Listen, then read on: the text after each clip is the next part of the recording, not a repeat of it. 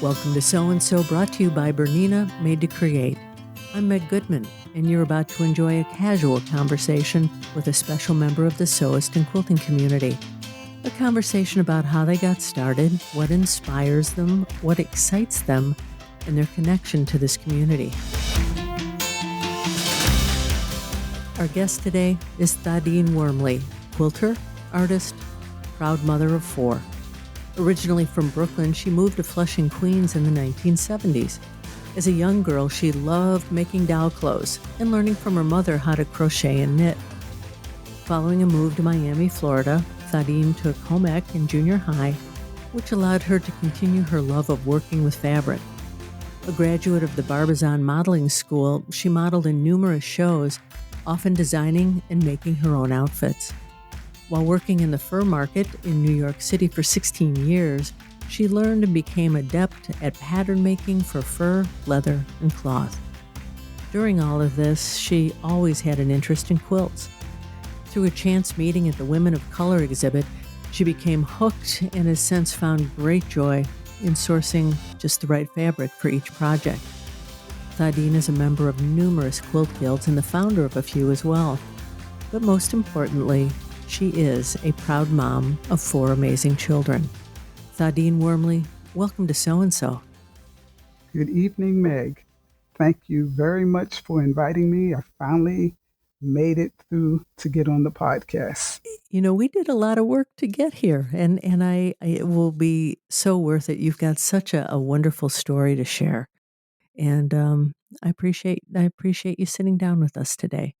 You loved to make doll clothes as a young child. Who taught you how to sew, and why was this so important to you? Well, I guess in the 60s, I had Barbie. My mother bought me Barbie dolls. Mm-hmm. And of course, we went to the stores for shopping for clothes because I had 2 other siblings. And I used to pick up doll outfits, the little packages with the Barbie dolls with the shoes and the outfits. And my mother's like, nope, I'm not buying that. I have to buy your clothes. I have to pay tuition for you. We went to parochial school. So I went home and my mother had scraps of fabric because she would make some of our outfits. And I just took some of those pieces of fabric and started cutting. Didn't know what I was doing, but started cutting, placing the fabric on the doll's body and stitching and sewing to make an outfit. As I recall, I believe I was 6 years old. And in the summertime, there was a church, Concord Baptist Church, that had a summer camp. But I remember sitting in the hallway with a bunch of other girls, and they actually had us making hand sewing bloomers. Hmm. As a child, I remember if a girl wore a dress, you had these puffy like bloomers or something that you wore under your dress so that your underwear wouldn't be seen. Mm-hmm. Mm-hmm. So I guess at 6 years old, I was learning to use a needle and thread. Well, then at 12, your parents divorced and you and your siblings were sent to Miami to live with your maternal grandmother. Your home ec class in your junior high became pretty important grounding force for you. Would you tell us about this? Yes, that was because that was my first introduction to formal um, learning instructions and directions for when you sat at when you enter the table for a meal. You enter on one side. I don't even remember now, that's so many years ago, but you enter on one side to sit at the table, and when you exit the table, you exit the opposite side. We learned to set the table, salad fork, eating fork, knife, spoon, where your glass and cup went. We had to make aprons when you were cooking. That actual classroom had washing machines, Hmm. had sections with stoves, sewing machines. So we made aprons, and then we had to embroider our names on the apron. So it was all instructional directions, from everything from washing linens to washing your clothes to writing recipes down, making whatever your recipe was, making it to see how it came out. You tested your recipe, and just a matter of keeping um, recordings of what you made. And I still have that book from, I believe it was 1968, that has the recipes that I had written down.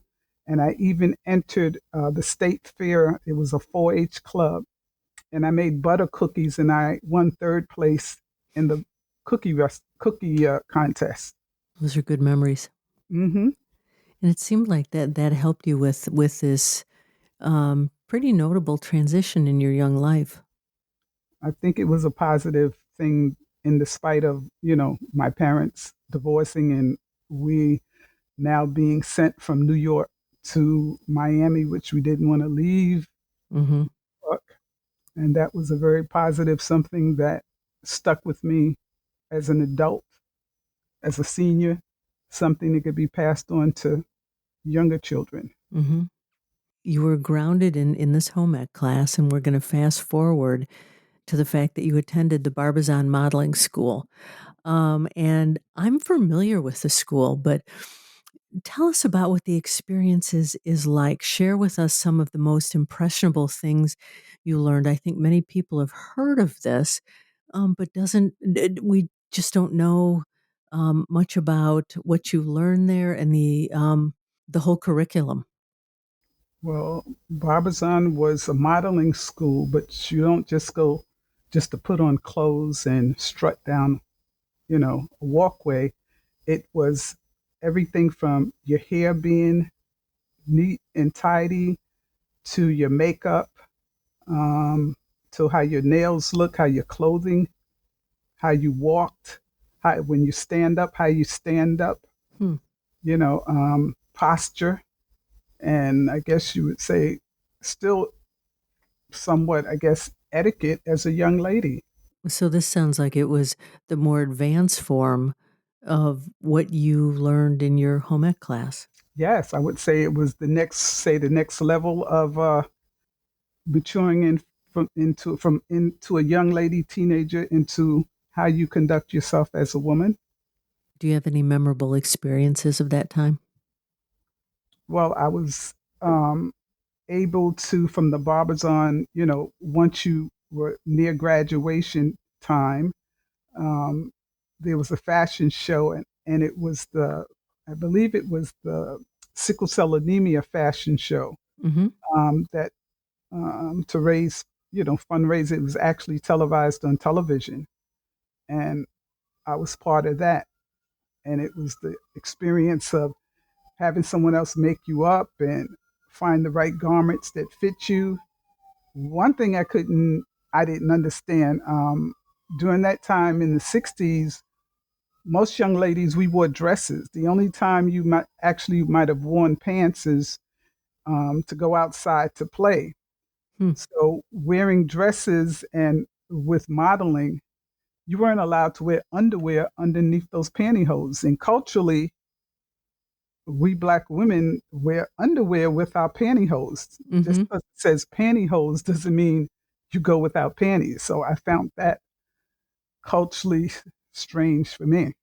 Um, During this fashion show, you met Muhammad Ali and Joe Frazier. Yes, I met Muhammad Ali, Joe Frazier at Madison Square Garden. It was the weigh-in when when their weight is checked for each fighter. Uh huh. It was interesting. I met them, and then I also met the Staple. I believe it was a gospel group called the Oh, the Staple. Staple Singers. Yes, I met them. I had an autograph.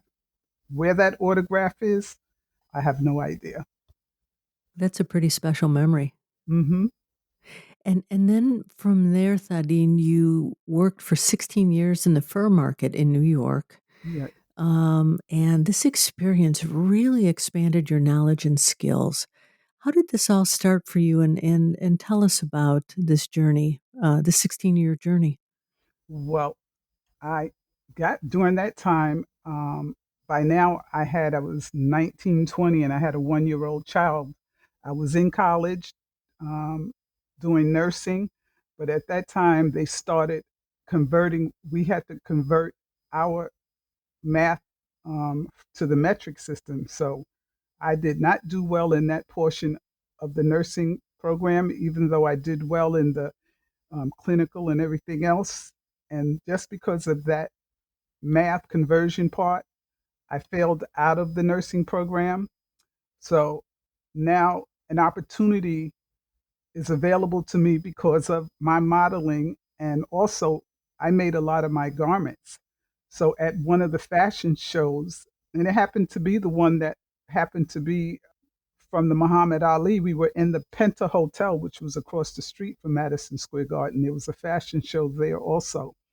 And there was a gentleman that asked me about my outfits. Where did I get, who made them for me? And I said, I made them myself.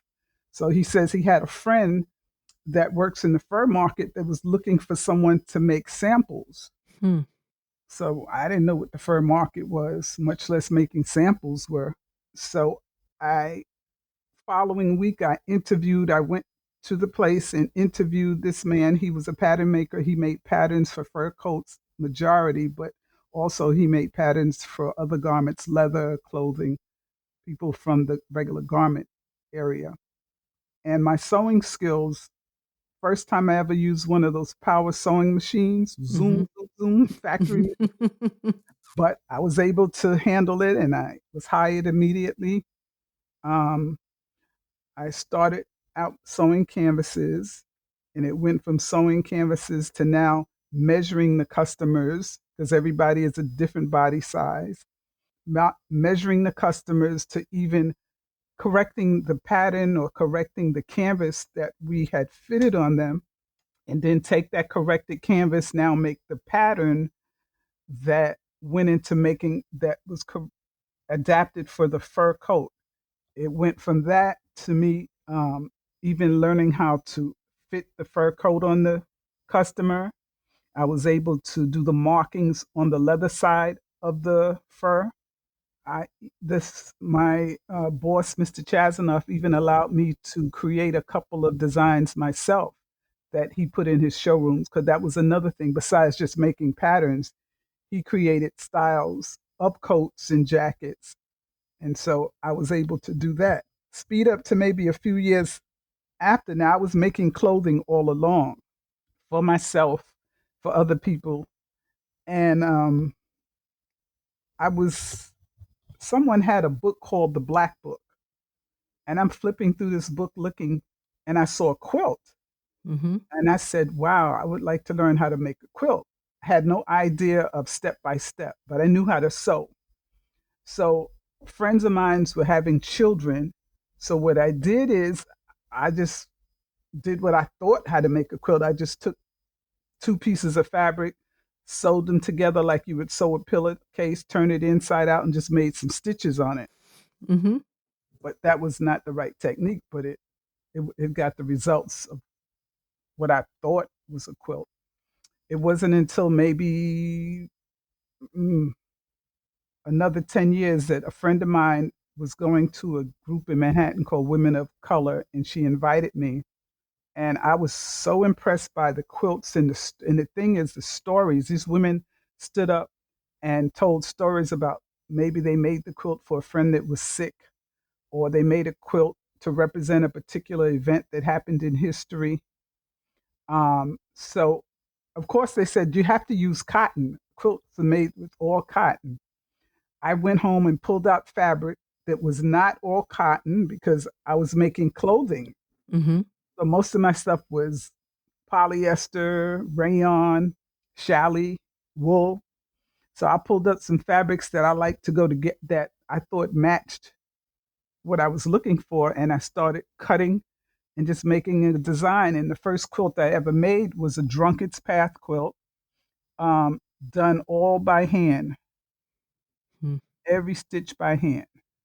And from that, it went into making other quilts. And then I joined the first guild that I ever joined was Empire Quilting Guild in Manhattan, and I used to go once a month.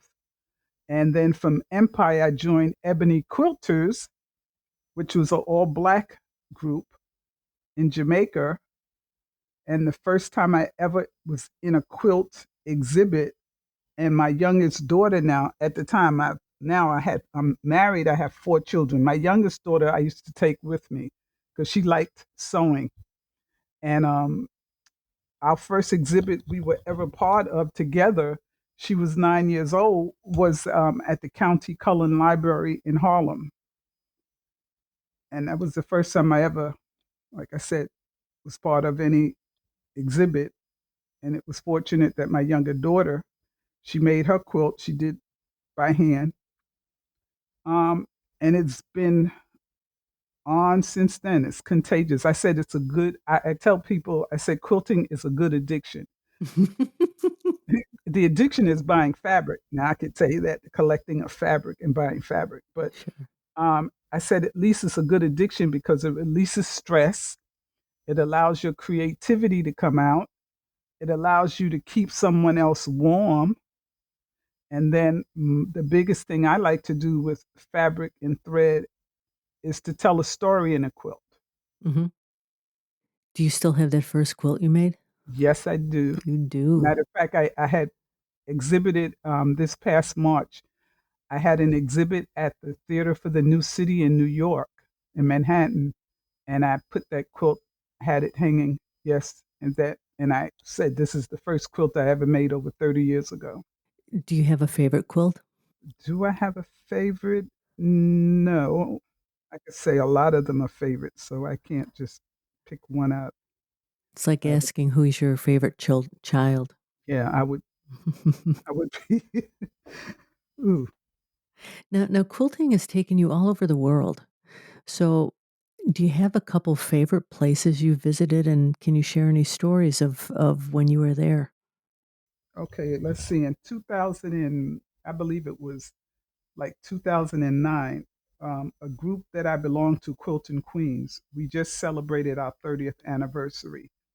But in 2009 or 10, one of our members had passed from breast cancer and she didn't let anyone know.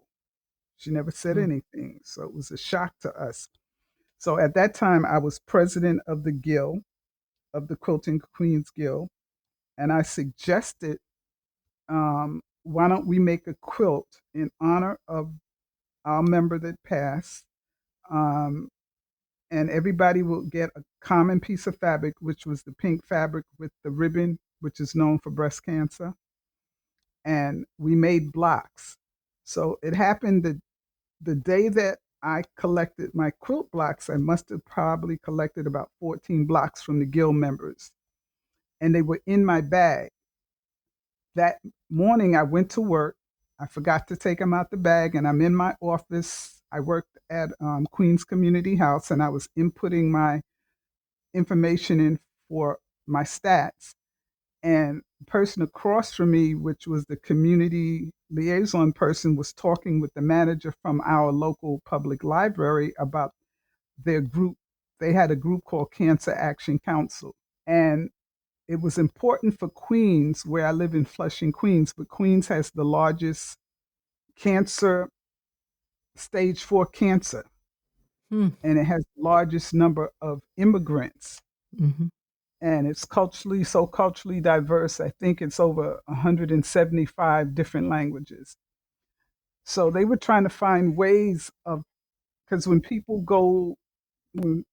were realized that they were ill and it was a stage 4, because of cultural differences, they were not going to the hospital, for instance, for mammos, regular mammos or colonoscopies. They were not taking care of themselves health wise, they weren't being proactive. And they were trying to find ways to, inform people. So they would have workshops with the American Cancer Society. They would have workshops with health and nutrition. And they didn't see any change in people's behavior in terms of taking care of their health. So listening to them talking, I turned around, I said, I don't mean to pry in your conversation, but I pulled out the blocks out of my bag that I had collected the night before regarding our member that died from breast cancer and showed the blocks to the manager from the library. And she said, oh my God. She said, I've been wanting to learn how to quilt. She said, I took a class at my local library, but never enough to learn anything. Would you be willing, she said, to have some workshops where maybe we can teach people how to make a quilt or something, or what goes into making a quilt? She said, because all these other things that we've been doing to try to inform people to take care of them health, pre-screenings and things, they're not doing it. So I said, okay, I have now. This is at the Queens Community House Palmanac Center, where I started a group back in 1998. So I said, well, I'm here on in the evenings. I do quilting here in the evenings. If anybody wants to come out, so we did a flyer, and she put it in one of the local newspapers. We got a big calling of people interested, and people came and they made blocks. And then we had seniors that wanted to participate, but they didn't want to come out in the evening. So on Saturday mornings, she would do something at the local library, and I would go there. The goal was to make one quilt that would be exhibited and hung at the oncology department at the Queens Hospital Center. Well, it went from one quilt. We actually had people from out of state that happened to have been visiting relatives and heard about it. And because of someone in their family that had cancer, or maybe some of them themselves had cancer, they made blocks. Hmm. I don't know if he was the director of Mount Sinai Hospital, this doctor. So they had me come to one of their meetings at one of the libraries, another library, and show the blocks and tell about what I was doing. This man, which was a doctor, he wanted to make a block, and now he wants to fund us for videoing the participants that made their block, telling their little story. And it went from that to the video to us having a book made. Everybody's block was in their little story. People, they found that more people were participating, coming out, sitting together, sharing what they had gone through, what they did with vitamins they took, what helped them when they were under treatment. And they were sharing their stories. And like I said, it went from the goal was one quilt. We ended up having 4 quilts made, and one is still on the permanent collection at the oncology department at Queens Hospital Center. We had an exhibit. The quilts were on exhibit for a month at the hospital in the hospital lobby. We had a big event with that. Now, what I learned from that, everyone knows that breast cancer is, the ribbon is pink. But what I learned that all cancers have a different color ribbon, and there's a chart that shows the color ribbons for particular cancers. So the quilts that were made had various colored ribbons, when the quilt was finished and quilted, that represented the cancer that the maker had made. Hmm. That experience was so well taken. The hospital found now the statistics had changed. People were coming now to the hospital. They found that the numbers had gone up, where people were now doing pre screenings for different cancers that they hadn't before. Mm-hmm. Um, it went from that to a grant that allowed me to go to Houston, Texas for the CCPF conference, which was the Community Centered Partnerships in Health. And it was an all expense. I paid for nothing. But when I got there, I was somewhat intimidated because now I'm amongst, it's an international conference where people come from all around the world. I'm amongst people that are doctors, researchers, university people, and I'm just a lonely quilter. And I felt somewhat intimidated, but I have to say, my project, when it was time to present, you don't know who you are going to be paired with in terms of presenting what you've done for your community. Mm-hmm.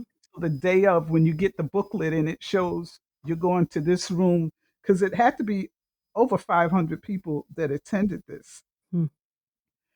And it was wide.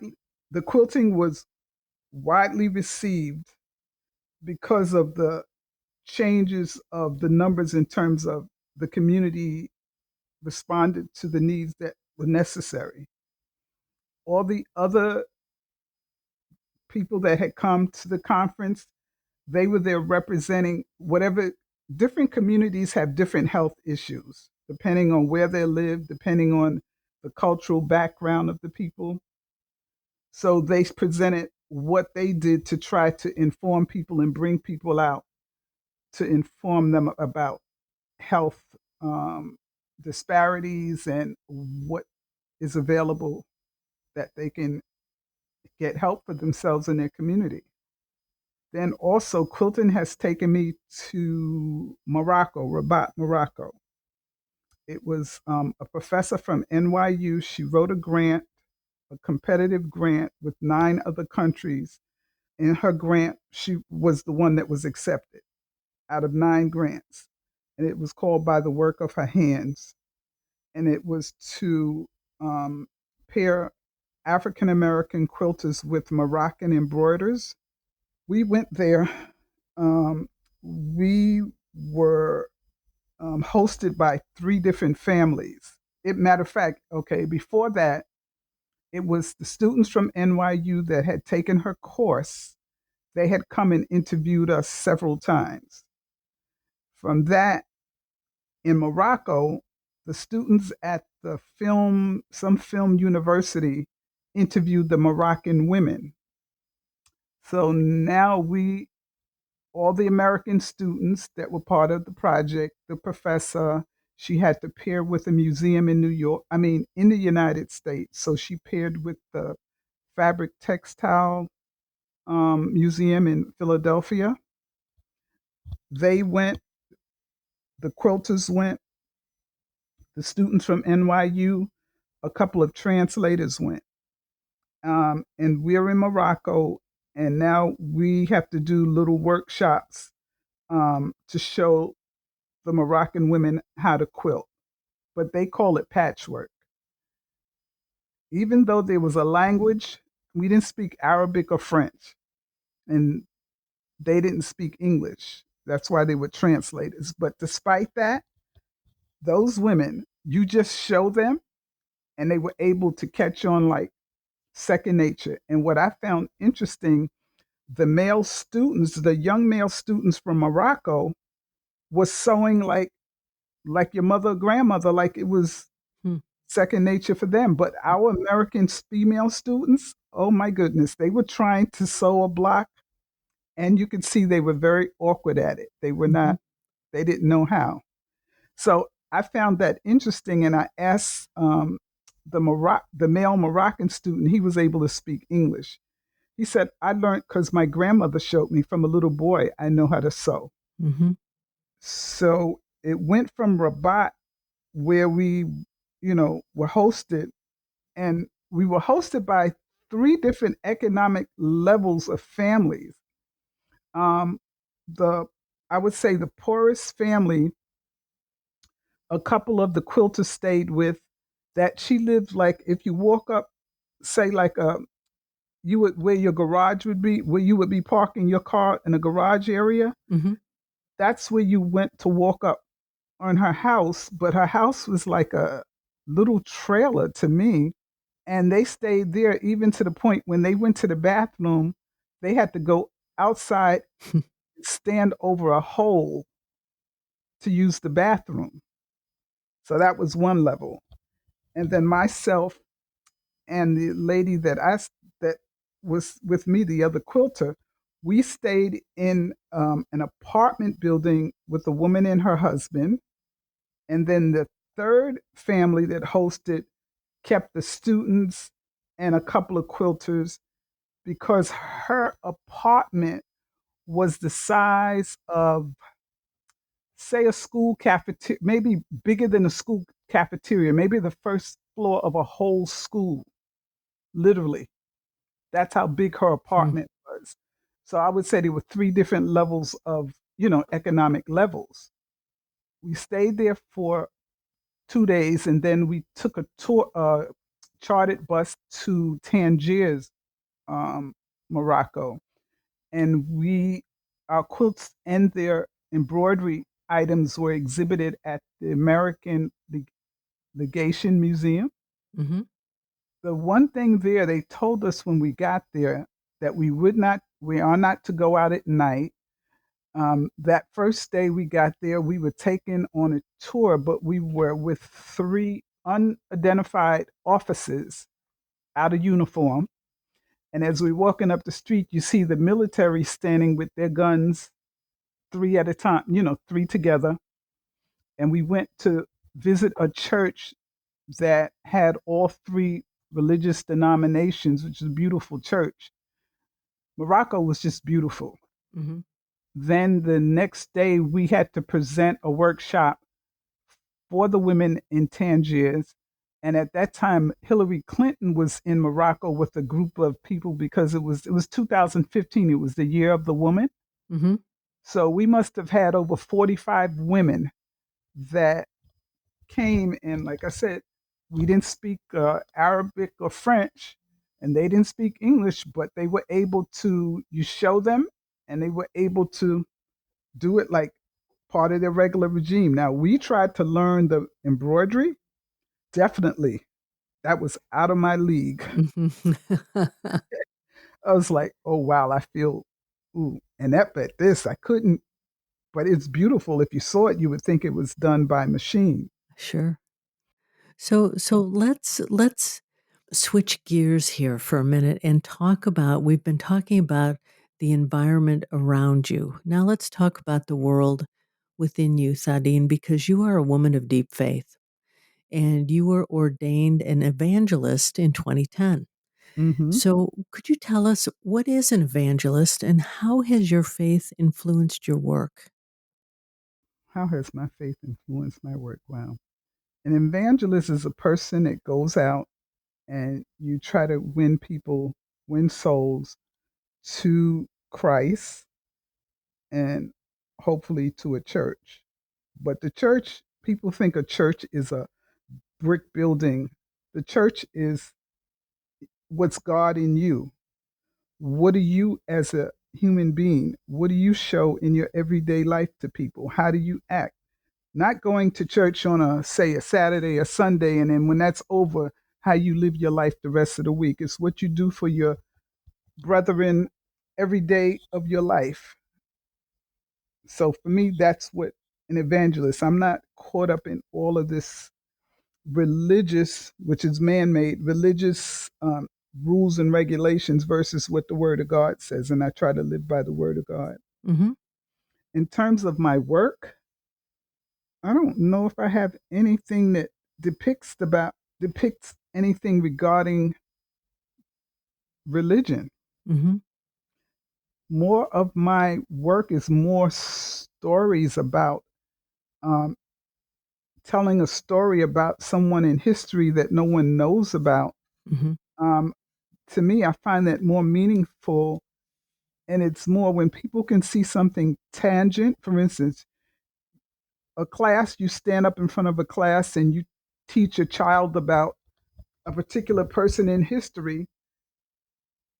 Okay, you show them a picture from a textbook, and that's it. The child forgets. But if you have something tangible, which is a piece of cloth and fabric, and you're showing them and they see the stitches in there and they ask, how did you make that? And then that's more important, that they remember that person versus me standing up reading from a textbook. Mm-hmm. I have created quilts.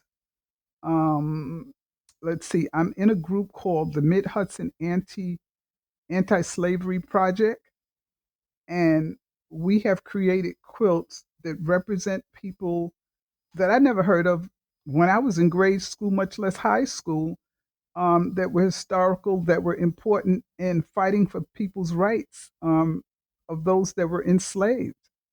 So I'm dealing more with people that were in New York, um, places that were part of the Underground Railroad. I'm involved with the Bound House in Flushing, which is the oldest house in Queens, goes back to 1661. That house is still standing. They were part of the Underground Railroad.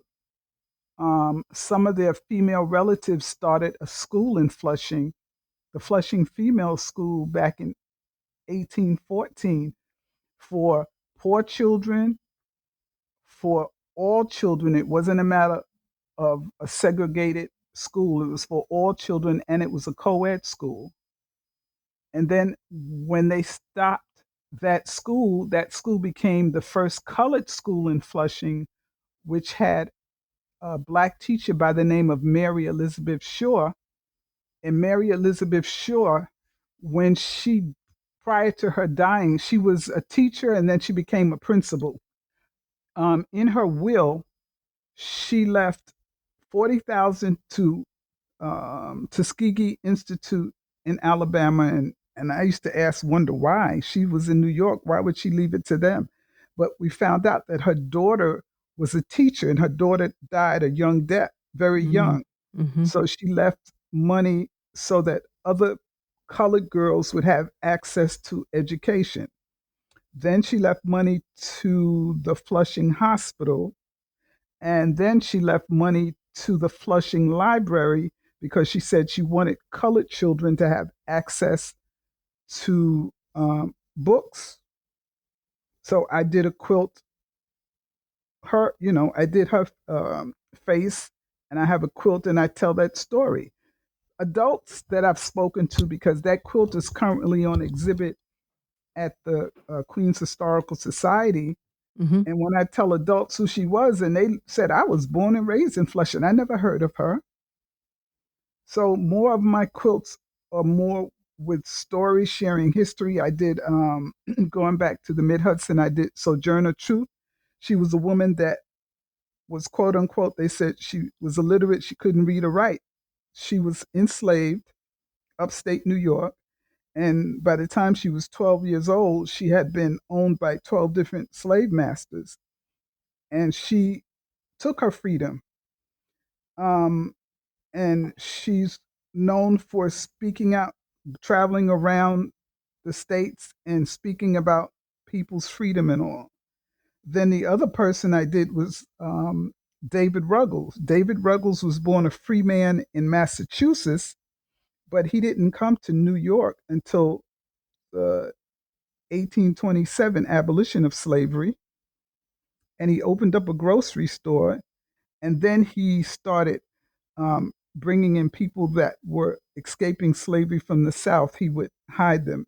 So the place where his building was, it's a plaque on the building still to this day, 36 Lispenard Street in Manhattan, speaks about him helping anywhere from 600 to 1,000 people escape slavery. Hmm. Frederick Douglass, when he was escaping slavery, David Ruggles took him in.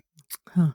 He was the first black bookstore, they said, in New York City. And you tell these stories through your quilt. Through my quilts, yes. Well, what are you working on now? I just finished the Bound House quilt. Um, the next piece I'm going to do is the Kingsland House, which is in Flushing, is where right now is where the Queens Historical Society is stationed. But they were abolitionists also, didn't believe in slavery, enslaving people.